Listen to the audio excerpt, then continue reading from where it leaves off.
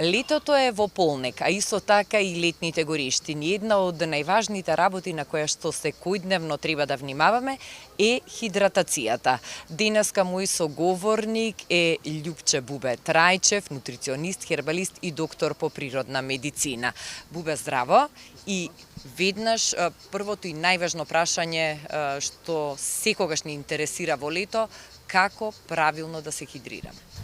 Вака, морам да кажам дека хидратацијата, односно доволното количество на вода во нашиот организам е клучно за нашето здравје, затоа што преку имањето на доволно вода се одвиваат сите функции во нашиот организам, па дури и размената на кислородот. Кога немаме доволно вода, не може ни да се врши тој процес во нашиот организам и останатите процеси кои што нели се меѓуклеточни, кои што функционираат со водата, затоа што сите знаеме дека нашиот организам е 75% вода во просек, така да водата ни е неопходна, а во лето ја губиме многу. Зошто? Затоа што нели е топло, преку нашиот најголем орган кожата губиме многу вода, додека спиеме губиме многу вода.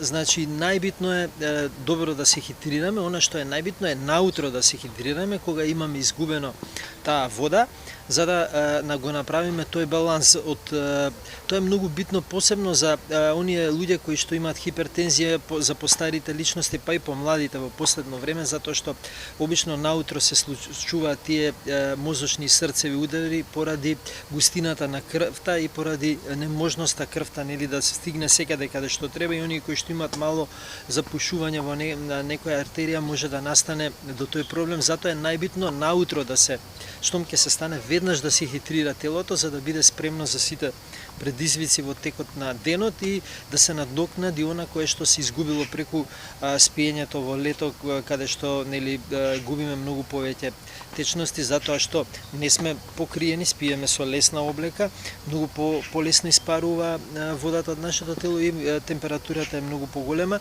и преку самото дишење губиме многу вода.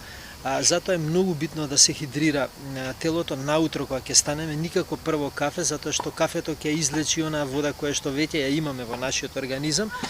Денот мора да се започне со вода, со чиста вода. Убаво е водата да биде млака заради побрза асимилација во нашето тело и она што е исто така добро да се стави малку сол во водата, затоа што размената на вода во нашата клетка е неопходно да има натриум. Натриумот е тој носач кој што ја носи водата во нашето тело.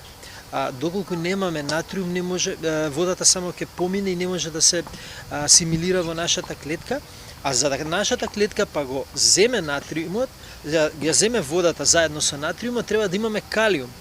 Затоа што калиум е тој што ќе ја прифати натриумот, само ќе му ја даде водата, а калиумот ќе ја земе во клетка, вака пластично да објаснам, а помеѓу нив има една калиум-натриумова мембрана која што го прави тој баланс во нашето тело и секогаш треба тие минерали да ни бидат во сооднос, да се направи тој баланс. Калиумот го имаме во сите овошја.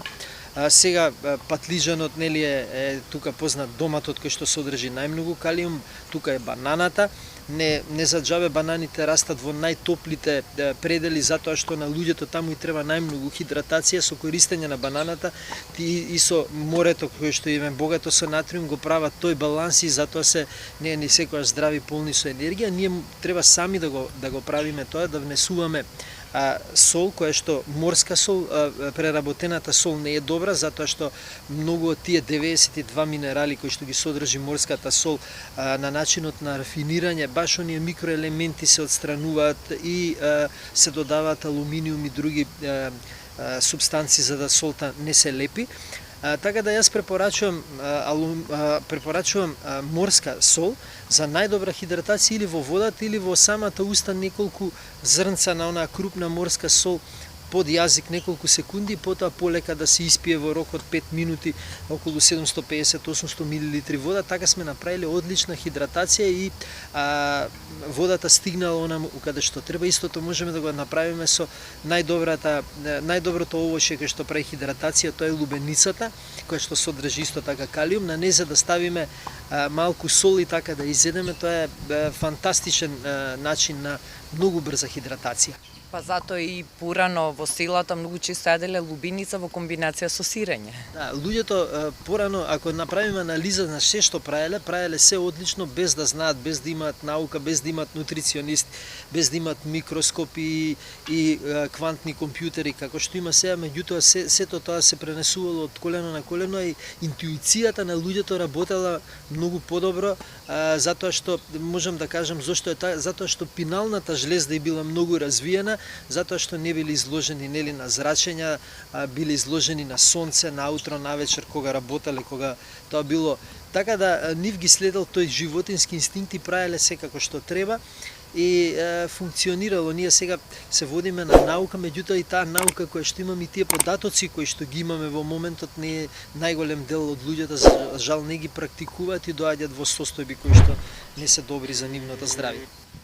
За крај да резимираме, колку литри вода треба да пиеме дневно, особено во овој период кога се навистина екстремно високи температурите? Па тоа е релативно, меѓутоа испод литро и половина дневно не би требало да биде ниедно, дури и дете кое што има веќе 5 години, затоа што многу е битна хидратацијата. Луѓето кои што работат сега на отворено на овие температури треба да внесуваат и повеќе вода. Добро е, како што кажав, многу овоше, затоа што со потењето ги губиме минералите кои што ги имаме во нашето тело и тука доаѓа до тој проблем.